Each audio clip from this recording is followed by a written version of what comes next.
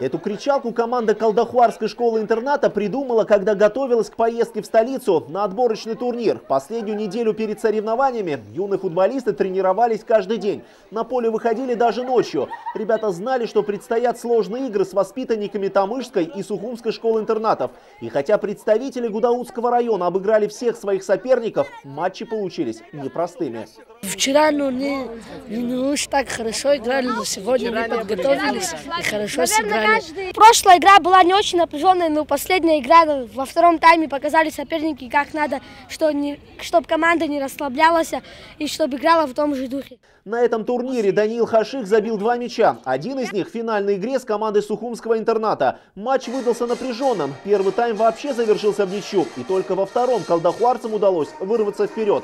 Эта победа обеспечила команде первое место и путевку в Сочи. На соревнования по футболу будущее зависит от тебя. Ребята отчаянно боролись за это право. Ведь призеры всероссийского турнира поедут в Англию. Футбольный клуб «Арсенал». И хотим уехать в Лондон и увидеть великих футболистов. И мы стараемся. Попасть в английский «Арсенал» – это мечта каждого поклонника футбола, причем независимо от возраста. Что уж говорить о подростках. Еще недавно они буквально грезили о том, чтобы увидеть легендарных Фабригаса, Ван Перси или Аршавина, что называется, воочию. Благодаря компании сотовой связи «Аквафон» такая возможность теперь появилась. Я хочу увидеть Самира Насри и Сеска Фабригаса. Марадона, Роналдиньо и Бекхэм.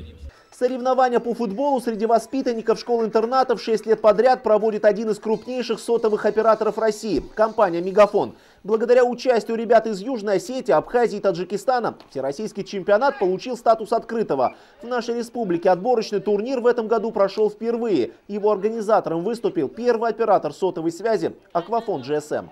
Ребята показали самые свои лучшие качества. И от компании хотим выразить большую благодарность помогавшим нам в организации турнира Министерству образования, всем директорам школ, учителям и самим игрокам.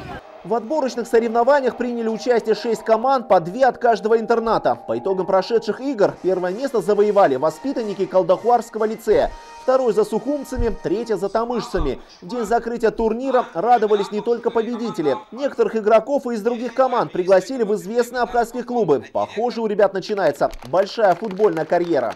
Уровень игры оказался намного выше и интереснее. Присутствовали тренера детского футбола Абхазии, смотрели, наблюдали, может, кого-то и выбрали даже. Несколько человек были интересные мальчишки. Команда Колдахуарского интерната отправится в Сочи в конце мая. В прошлом году они также участвовали в турнире «Будущее зависит от тебя» и завоевали 7-е место. Неплохо, если учесть, что в столицу зимних Олимпийских игр 2014 приехали 56 команд. В этом году их будет гораздо больше. Но в Абхазии никто не сомневается, что победу одержат именно гудаутские ребята. Ливон Галустян, Гуди Саруха, Абаза ТВ.